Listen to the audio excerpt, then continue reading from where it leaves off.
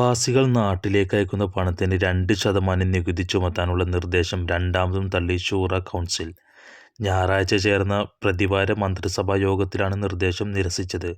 കള്ളപ്പണം വെളുപ്പിക്കൽ, അനധികൃത പണമിടപാടുകൾ, അനൗദ്യോഗിക സംവിധാനങ്ങളിലൂടെ പണമയക്കൽ തുടങ്ങിയവ ചൂണ്ടിക്കാട്ടിയാണ് ശൂറ കൗൺസിൽ നിർദ്ദേശം തള്ളിയത്.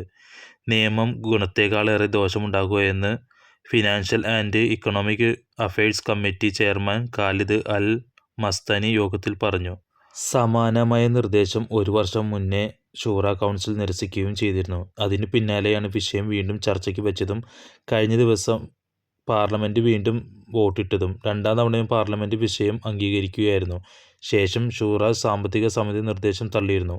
പിന്നാലെയാണ് ശൂറ കൗൺസിൽ നിരസിച്ചത്. ഇനി വിഷയം ദേശീയ അസംബ്ലിയുടെ സംയുക്ത സമ്മേളനത്തിൽ വോട്ടിനിടും. പണക്കൈമാറ്റ സ്വാതന്ത്ര്യത്തെക്കുറിച്ച് ലോകമെമ്പാടുമുള്ള രാജ്യങ്ങളുമായി ബഹ്റൈൻ നിരവധി അന്താരാഷ്ട്ര കരാറുകളിലും ഉടമ്പടികളിലും ഒപ്പുവെച്ചിട്ടുണ്ട്. അത് ലംഘിക്കാനാവില്ലെന്നും നിക്ഷേപങ്ങളിലടക്കം നിയമം ബാധിക്കുമെന്നും അദ്ദേഹം വ്യക്തമാക്കി. നികുതി നടപ്പാക്കിയാൽ രാജ്യം എണ്ണയെ ആശ്രയിക്കുന്നതിനെ കുറയ്ക്കാനാകും.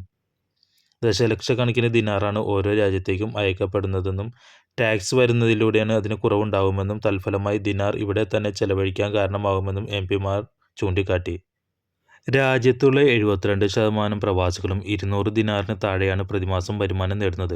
പദ്ധതി നടപ്പായാൽ അവർ നിയമവിരുദ്ധ ബദൽമാർഗം തേടുമെന്നും ഇത് കള്ളപ്പണം വെളുപ്പിക്കുന്നതിലേക്ക് നയിക്കുമെന്നും കൂടാതെ മണി ട്രാൻസ്ഫർ ഏജൻസികളെ ദോഷകരമായി ബാധിക്കുമെന്നും ഇദ്ദേഹം പറഞ്ഞു. 2% നികുതിയിൽ നിന്ന് ലഭിക്കുന്ന വരുമാനം രാജ്യത്തിന് വലിയ ഗുണം നൽകില്ലെന്നും ഇത് നടപ്പാക്കിയാൽ മറ്റു അനുബന്ധ വഴികളിൽ നിന്നുള്ള വരുമാനത്തിന് ഗുരുതരമായ നാശനഷ്ടം ഉണ്ടാകുമെന്നും കമ്മിറ്റി റിപ്പോർട്ട് ചൂണ്ടിക്കാട്ടി. പ്രശ്നങ്ങൾ പരിഹരിക്കുന്നതിനാണ് നിയമനിർമ്മാണങ്ങൾ കൊണ്ടുവരുന്നതെന്നും വിദേശ പണമയക്കൽ നിലവിൽ ഒരു പ്രശ്നവുമില്ലെന്നും അംഗം വിലയിരുത്തി. ഏറ്റവും പുതിയ ബഹ്റൈൻ വാർത്തകൾ അറിയാനായി ഈ ചാനൽ ഇപ്പോൾ തന്നെ സബ്സ്ക്രൈബ് ചെയ്യുക.